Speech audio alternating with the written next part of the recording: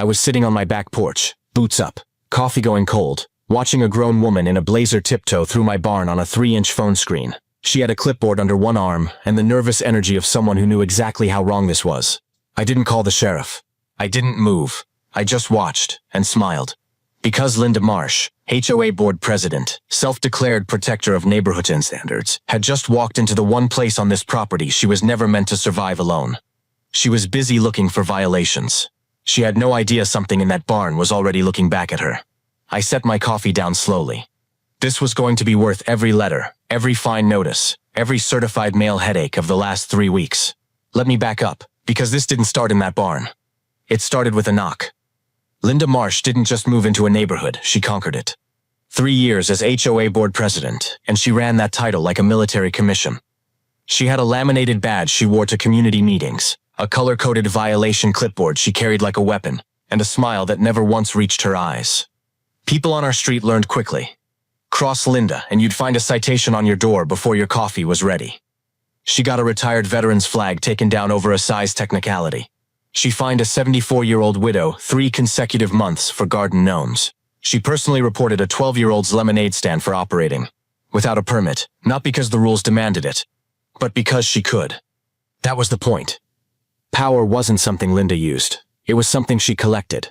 And the moment she turned that clipboard toward my farm, I knew she wasn't coming to inspect. She was coming to own something that wasn't hers. What Linda never bothered to learn, and this is the part that still makes me smile, is that some land doesn't negotiate. And some of us have been waiting for exactly this kind of visitor.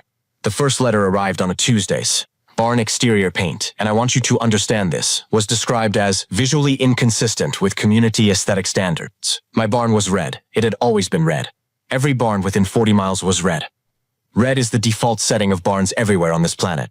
I read the letter twice, wrote a calm, documented response, CC'd my attorney, and went back to work. The second letter came 6 days later. My rooster, Colonel, a Rhode Island red with the confidence of a man who owns the room, was allegedly in violation of Section 4B, Subsection 9 of the HOA noise ordinance. Crowing before 8 in the morning. Colonel was a rooster crowing. At dawn wasn't a habit, it was his entire career. I CC'd my attorney again and gave Colonel an extra handful of feed.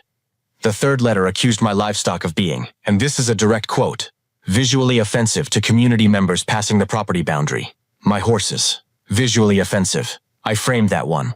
Then came the certified letter. Linda was demanding access to inspect my property within 48 hours, or she would pursue legal action. I read it once, set it on the counter, and didn't respond at all. Not because I was rattled. Because I already knew something Linda hadn't thought to check. Something that would make every letter, every citation, every clipboard she ever carried completely irrelevant. She came on a Thursday morning, and she didn't come unprepared. I want you to sit with that for a moment, because this wasn't a spontaneous decision, a moment of poor judgment, or an accident of ambition. Linda Marsh drove to my property with bolt cutters in her trunk. She had planned this. She had thought it through, packed her tools, rehearsed her justification, and decided that a padlocked gate was merely a suggestion standing between her and what she considered her professional duty. The chain hit the gravel before 8 in the morning. Colonel was still mid-announcement. She pushed the gate open, clipboard already raised, and walked onto my property like she'd been deeded the place overnight. She moved through the barn first, photographing feed bags, measuring stall widths, scribbling notes with the focused energy of someone building a case. Then she crossed the yard, tried the back door of the farmhouse, found it unlocked, and walked straight in. Just like that. No hesitation. No pause at the threshold where a reasonable person might stop and think, this is someone's home. She moved through the kitchen, opened cabinets, and ran a finger along the countertop like a hotel inspector who'd already decided to leave a bad review. She checked the garage. She measured the hallway. She photographed the water heater. And with every step deeper into my home, she told herself the same comfortable lie. Most people tell themselves when they're doing something they know is wrong, that the reason behind it made the action acceptable. It didn't. But Linda wasn't thinking about that. She was thinking about citations. She was thinking about leverage. She pushed open the door to my home office, spotted the filing cabinet, and reached for the handle with the quiet confidence of someone who had never once been caught. That's when the house went still in the way that only happens when something large and unhurried decides it's time to move. She didn't hear a bark. She didn't hear a growl. She heard pause. Slow. Deliberate. Getting closer. Titan is not the kind of dog you hear coming. That's the first thing people get wrong when they imagine a livestock guardian. They picture barking, aggression, something loud and obvious announcing itself across a field. Titan didn't operate that way. At 140 pounds of white Pyrenees and Anatolian Shepherd, he moved through space the way weather moves. Unhurried, inevitable, already decided. He had been bred for one purpose across centuries of instinct: identify the threat, contain the threat, and wait. He was exceptionally good at his job. Linda turned around slowly. The way people turn when something in their nervous system registers danger before their brain catches up. He was sitting 3 feet away, perfectly still, watching her with the patient, unblinking focus of something that had already run the calculations and liked the odds. She tried the voice. I've seen it 100 times. That reflexive, high-pitched, baby talk voice people deploy on unfamiliar dogs, like it's a universal password. Good boy. Titan blinked once. Unimpressed, didn't begin to cover it. She reached slowly for the door handle behind her. Titan stood up, all of him. And Linda Marsh, HOA board president, laminated badge and bolt cutters and 48-hour ultimatums, took one step backward directly into my filing cabinet. The impact sent papers cascading in every direction, and by some miracle of chaos and terrible timing, activated my printer. It hummed, warmed up, and printed one single page with the quiet efficiency of a machine that had no idea it was about to become the most important document in a trespassing case. Linda didn't notice. She was busy trying to climb onto my desk chair, which rolled immediately and deposited her directly into the printer itself. Titan sat back down, watched, waited. Outside, I was leaning against the porch railing, sandwich in hand, watching every second of it unfold on my phone screen. I took a slow bite. The footage was crystal clear, and the printer, bless it, was still running. I walked in through the back door the same way I always do. Slowly, without urgency, because urgency would have suggested I was surprised. I wasn't. Titan looked up at me once, tail moving in a single satisfied arc, then padded back to his bed in the corner like a contractor who'd finished the job and was ready to clock out. Linda was on her feet by then, hair restructured by chaos, blazer carrying the evidence of a filing cabinet's entire personality.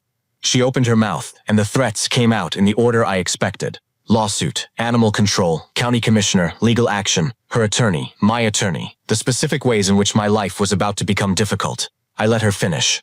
Every word. When she finally stopped, I walked to the kitchen counter and I set down 3 things. The first was a deed, laminated, notarized, and clear as a summer morning. This land was agriculturally zoned, which placed it entirely outside HOA jurisdiction. Not partially outside, not debatably outside, completely, legally, irrevocably outside. The second was a flash drive. 40 minutes of uninterrupted 4K footage showing every room she'd entered. Every cabinet she'd opened, every photograph she'd taken inside a private residence she had entered, by destroying a padlocked gate with tools she brought from home. The third was the page the printer had produced during Linda's collision with my filing cabinet. I picked it up, turned it toward her, and watched her face process what it was reading. HOA Bylaw 12, Section 3, the clause that explicitly acknowledged zero authority over agriculturally zoned land. Her own rulebook, printed by her own panic. Delivered by a machine that owed her nothing and charged her everything. Her clipboard dropped 2 full inches before she caught herself.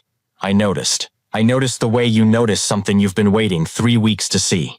She looked up at me, and I could see the exact moment the architecture of her confidence stopped holding weight. I didn't say a word. I didn't need to. The squad car rolled up 15 minutes later, which told me the deputy had been close when I called. I had called, by the way, 20 minutes before I ever walked through that back door. I want you to understand the sequence. I had watched Linda enter my home on a live camera feed, documented the timestamp, contacted the sheriff's department, and then made a sandwich. In that order. The deputy stepped out, assessed the situation in about 4 seconds, and turned to Linda with the particular patience of someone who had stopped being surprised by people a long time ago. She launched immediately into her version: the wellness concern, the community responsibility, the aggressive animal, the manipulative rancher. He listened. Then he looked at the flash drive in my hand. "Ma'am," he said, "you cut a padlock to enter private property, walk through a residence without permission, and the animal never touched you. That's not an inspection. That's a felony. That's when the black SUV pulled up.